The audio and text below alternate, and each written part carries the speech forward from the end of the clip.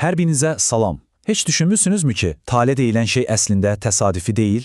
Bəlkə də onu biz özümüz hər gün öz zehnimizdə addım-addım inşa edirik. Gəlin birlikdə baxaq, görək həyatınızın sükanı əslində kimin əlindədir? Yaxşı, gəlin heç vaxt itirmədən birbaşa mətləbə keçək. Bir anlıq dürüst olun. Həyatınızdakı qərarları, seçimləri həqiqətən siz mi edirsiniz?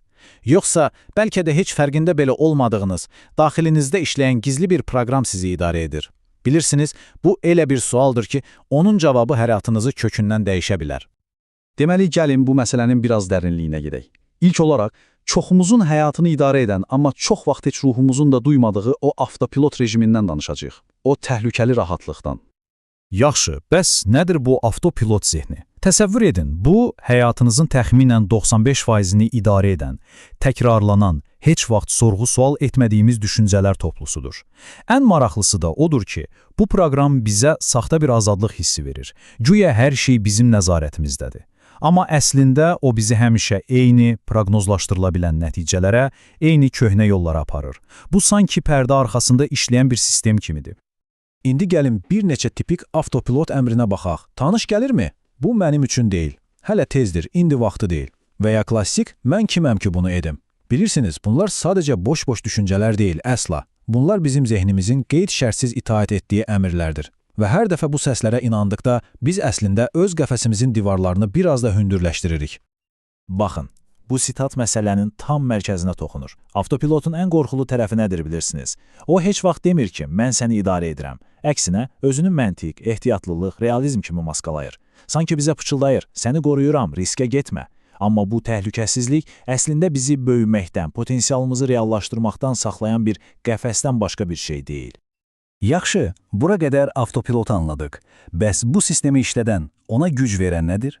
Məsələnin kökünə enək. İndi danışacağımız şey o avtopilotun enerji mənbəyidir.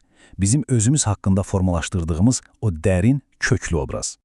Və bu fikir hər şey dəyişir. Həyat həmişə sizinlə istədiyinizə deyil, kim olduğunuza inandığınıza tabe olur. Yəni, siz nə qədər böyük arzular qurursunuzsa qurun, həyat sizin arzularınıza yox, sizin daxilən mən buyam dediyiniz şəxsə cavab verir. Reallıq bizim özümüzə biçdiyimiz kimliyə güzgü tutur, başqa heç nəyə. Bunu daha yaxşı anlamaq üçün gəlin bir termostat təsəvvür edək. Hər birimizin içində uğur, xoşbəxtlik və hətta sevgi üçün müəyyən bir temperatur qurulub. Məsələn, 25 dərəcə. Həyatınızda hər şey yaxşı gedib, temperatur 28-ə qalxan kimi daxili termostatınız dərhal həyəcan siqnalı verir və sizi yenidən o tanış, normal 25 dərəcəyə qaytarmaq üçün hər şey edir. Bax, bu da termostat effektinin, yəni özümüzü sabotaj etmə mexanizminin işləmə prinsipi. Birincisi, uğur səviyyəniz o daxili normanı keçir. Dərhal sonra içərdə bir narahatlıq, bir gərginlik başlayır. Sanki bu mənlik deyil hissi yaranır. Və üçüncü addımda fərqində olmadan elə seçimlər edirsiniz ki, sizi yenidən aşağı çəkir. Nəticədə isə öz tanış, komfortlu, amma məhdud normalınıza qayıdırsınız. Qəfil uğur qazananların niyə çox vaxt hər şeyi itirdiyinin sirri məhz budur.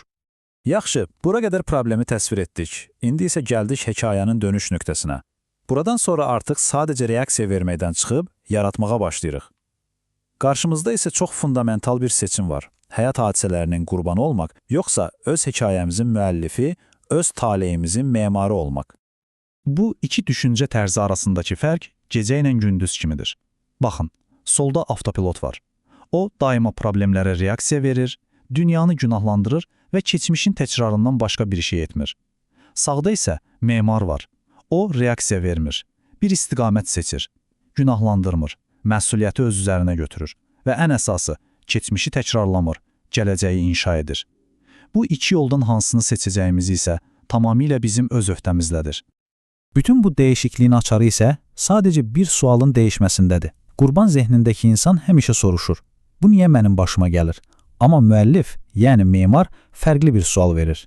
Mənim daxilimdə nə var ki, bu vəziyyəti yaradır? Bax, bu sual gücü xarici aləmdən alıb, yenidən sizin öz əlinizə verir. Bu, bütün oyunun qaydalarını dəyişən bir nöqtədir.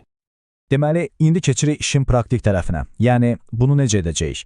Ən vacib qayda budur. Zehninizin vərdişini dəyişmək bir sprint deyil, marafondur. Yəni, bu bir dəfə verilən qərarla olan bir şey deyil. Bu, hər gün, bəli, hər gün edilən bir məşqdir. Davamlılıq tələb edən bir prosesdir. Bilirsiniz, cazibə qanunu ilə bağlı ən böyük yanlış anlaşılmalardan biri də budur. Çoxları elə bilir ki, arada bir pozitiv düşünüb nəsə arzulamaq kifayətdir. Xeyr, həyat bizim arabir etdiyimiz pozitiv arzuya deyil, bizim dominant, yəni günün çox hissəsində hansı duyğu və düşüncədə olduğumuza cavab verir. Sizin vərdiş halına gəlmiş düşüncələriniz nədirsə, reallığınız da o olacaq. Məhz buna görə də davamlılıq hər şeydən vacibdir. Yaxşı, bəs bu gündəlik məşq nədən ibarətdir? Cəmi 4 sadə addım var. Birincisi, fərqinə varın. Yəni, avtomatik gələn o negativ düşüncəni sadəcə heç bir qınağı olmadan görün. İkincisi, sorğuyun. Özünüzdən soruşun, bu düşüncə mənim istədiyim həyatı qurmağa kömək edirmi? Üçüncüsü, yönləndirin. Şuurlu şəkildə diqqətinizi qurmaq istədiyiniz reallığa, o düşüncəyə fokuslayın. Və dördüncüsü, ən vacibi, təkrarlayın. Unutmayın, intensivlik yox, məhz davamlılıq nəticə verir. Bu prosesə başlayanda bir şeyi bilməlisiniz. Narahatlıq hiss edəcəksiniz. Və bu çox normaldır. Əslində, bu narahatlıq prosesin uğursuz getdiyinin yox, tam əksinə, köhnə şəxsiyyətinizin, o köhnə proqramın artıq zəifləməyə başladığının əlamətidir.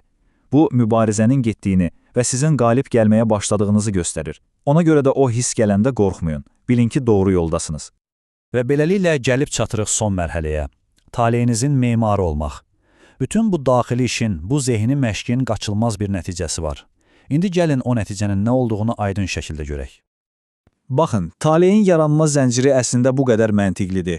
Hər şey təkrarlanan düşüncələrinizdən başlayır. O düşüncələr zamanla sizin şəxsiyyətinizi, kimliyinizi formalaşdırır.